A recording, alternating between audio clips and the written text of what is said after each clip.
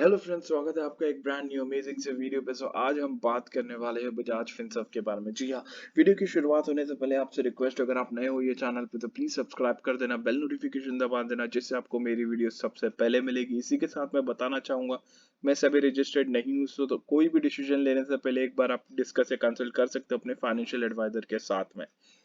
I hope आपने subscribe कर लिया होगा, कॉज आपके एक सब्सक्राइब से मुझे मोटिवेशन एंड एक स्माइल मिलती है। आ जाते हैं बजाज फिनसर्व के चार्ट के ऊपर में। बजाज फिनसर्व के चार्ट के ऊपर में आज हमें जो क्लोजिंग देखने के लिए मिली है वो है 16872। जी हाँ, 16872 पे हमें क्लोजिंग देखने के लिए मिली है।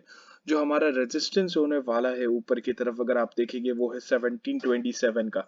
अगर 1727 के ऊपर में 30 मिनट्स के टाइम फ्रेम पे हमें एक ग्रीन कैंडल जनरेट होते हुए दिखेगा तो हमें ऊपर की तरफ बुलिश मोमेंटम दिख सकता है। और नीचे हमारा जो सपोर्ट रहने वाला है 16757। जी, हमारा ये सपोर्ट रहने वाला है। यहाँ से हो सकता है वापस से शेयर अगर नीचे आता है तो हमें एक वापस से बाउंस बैक ऊपर की तरफ दिख सकता है।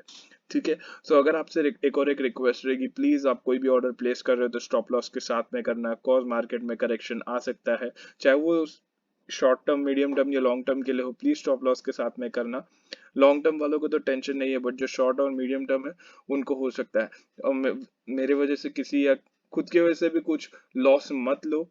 ये बहुत इंपॉर्टेंट चीज है कि स्टॉप लॉस के साथ में ऑर्डर प्लेस करा करो, तो आपको कोई भी एक बड़ी शॉक नहीं मिलेगी मार्केट से। और तब तक के लिए मिलते हैं अगले वीडियो में। Thank you and bye bye.